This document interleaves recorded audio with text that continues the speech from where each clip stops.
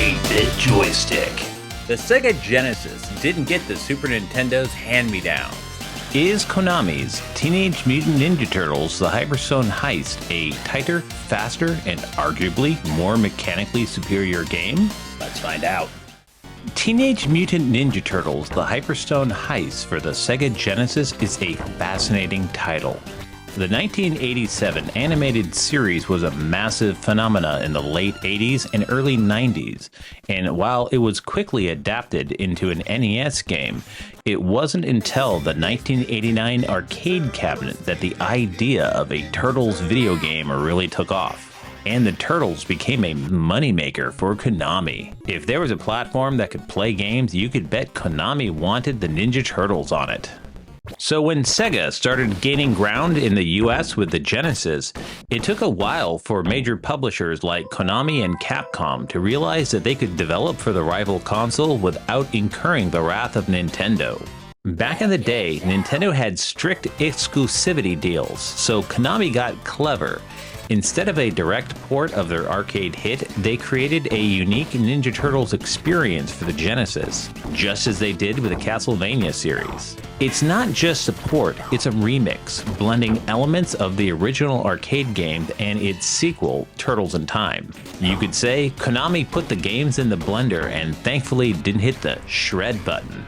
Hyperstone Heist was a clever workaround to avoid Nintendo's ire. This strategy allowed them to give each console its own distinct title, and Konami continued to support the NES with Teenage Mutant Ninja Turtles 3: The Manhattan Project. Konami really knew how to get the last bit of green out of the franchise. For a long time, the perception was that the Hyperstone Heist was the lesser of the two 16-bit console games, often ignored in favor of the more popular Super Nintendo title. But there's a strong case to be made that it just feels so darn good to play. The Super Nintendo version can be a bit sluggish. After all, our personal preferences are why we enjoy certain video games. This isn't to say one version is definitely better than the other, it really boils down to choice. The biggest difference that you'll notice is the speed. The Sega Genesis had a faster 16-bit Motorola 68000 processor, and Konami's programmers were very familiar with that chip by the time that this game was made and used it to their full advantage with moves so fast that it can give you shell shock. They cranked out a game with peppier, faster, and noticeably more responsive controls. This resulted in a more reliable hit detection and more fluid combat, especially when compared to the arcade version of Turtles in Time, which could feel a little cheap with less than precise hitboxes that stacked the odds in the favor of the baddies and required more quarters to be put in. A huge part of this superior gaming flavor feel is the dedicated run button. On the Super Nintendo, the default control scheme has an auto run, where you break into a sprint after walking for a few seconds, although you could also double tap the D button to run. The irony is that the Super Nintendo controller had almost twice as many buttons as the 3-button Sega Genesis pad, but the inclusion of C as a dedicated run button makes the Genesis action more fluid and immediate. Having a dedicated run button on the Genesis gives the player a lot more agency. You will find yourself deliberately including it in your combos far more often, allowing you to charge into the Foot Clan's ninja and stun lock them more effectively. Juggling multiple enemies in multiple directions is what makes you feel powerful, and it is one of the reasons why the action in this game is such a satisfying walk in the sewer.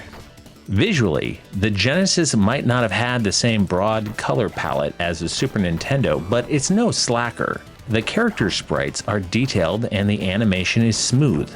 And Konami's developers really knew how to make the Sega hardware shine, and they threw plenty of enemies on screen at once. The Hyperstone Heist takes full advantage of the Genesis YM2612 FM synthesizer chip, which gives the music a very different, grittier, and more metallic sound than the Super Nintendo's sample-based audio.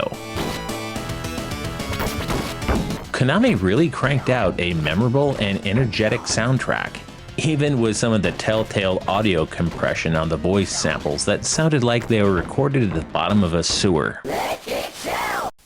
While the Super Nintendo version of Turtles in Time sometimes feels like it meanders, the Hyperstone Heist is an incredibly tight and focused action-packed experience. Thematically, Hyperstone Heist also lacks the time-traveling story mechanic that defined Turtles in Time. Instead of that time-traveling plot, this game's levels feels more inspired by the original arcade game, starting with the street and sewer stages. For example, the Alley Cat Blues stage in Hyperstone Heist closely resembles the second half of the first stage from the arcade original, the New York streets. It's cool to see this since we never really got a dedicated 16-bit home release of the first Turtles arcade game.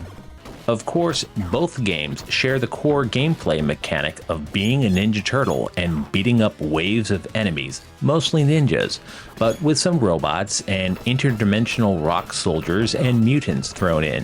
Konami is quite good at ensuring your Ninja Turtle takes just enough damage to make getting those pizza power-ups feel truly rewarding.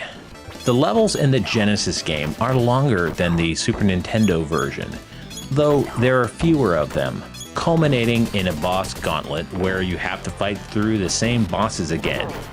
It even features Rocksteady, but curiously not Bebop. While it doesn't support the 4-player mayhem of the arcade, it does offer a solid 2-player simultaneous couch co-op experience. So I can say that this game is pure arcade fun. It's fast, it's simplified, and it is an absolute shell of a good time to play. It's readily available on modern consoles in the Teenage Mutant Ninja Turtles The Cowabunga Collection, which I have for the PlayStation 5, but I'm having such a good time that if I see an original cartridge at a reasonable price, I'm picking it up. But be warned, this game has become a bit of a collector's item. A loose cartridge can cost about $50, and complete inbox copies run much higher at $150. Thankfully, you don't have to break the bank to play it. It's perfect for FPGA systems like the Mister, plays great in emulation, or on original hardware via a flash cart like the EverDrive. It is easy to forget just how massive the Ninja Turtles were. What started off as an obscure, gritty black and white indie comic by Eastman and Laird, it really came out of the shell, you could say. In fact, Konami's 1991 Teenage Mutant Ninja Turtles, Turtles in Time, was their #1 best-selling arcade game ever, taking quarters from gamers faster than the Ninja Turtles could wolf down a pizza. The show's cultural impact was incredible. I recently got a comment on my YouTube channel from a viewer in Turkey who mentioned that the Turtles' love for pizza was his first exposure to the dish of pizza. When the show was dubbed into Turkish, it actually popularized pizza in the late 80s. Before the Ninja Turtles, Turkey didn't have any pizzerias, and now they do. That is the kind of global cultural reach that the franchise had. Now, the global popularity of the Turtles also had some interesting quirks. In the UK, the series was renamed Teenage Mutant Hero Turtles because ninja was considered too violent. Of course, nowadays it all seems so silly. So this game is a product of that massive popularity. It was a guaranteed moneymaker, and it's fitting that a Japanese developer like Konami handled the license. They understood ninja action, and this game has it in abundant supply. Does the Hyperstone Heist deserve the hype? For raw mechanical arcade action, Hyperstone Heist is truly the thinking man's Ninja Turtle game. Back in the day, we argued about the technical differences between the Super Nintendo and the Sega Genesis. We were hypercritical about CPU specs and on-screen colors. Looking back, those differences seem so negligible compared to the massive gap between classic consoles and modern gaming technology. So we're probably more forgiving of those technical limitations now than we were back then. What really matters is that Konami played to the strengths of the Genesis. It wasn't just about Sega versus Nintendo. It really feels like Konami was trying to do something different and unique with the Sega hardware. They didn't just try to cram a Super Nintendo game onto a different cartridge, they gave the Genesis a slice of the action all its own. If you've only played the arcade game or Super Nintendo versions, you are missing out. The Hyperstone Heist feels familiar yet new, and it's a fantastic showcase of what the Sega Genesis could do. This was Konami bringing one of their biggest properties to Sega. So, does the Hyperstone Heist live up to the hype? Hell yeah, it does. If you like this video, it would really help out if you would hit that like button. That tells YouTube that you thought this video was pretty dope. We make awesome videos like this each week, and there are some really cool ones coming up, so you should totally click the subscribe button so you don't miss out. This is 8-Bit Joystick. Stay awesome. Play retro.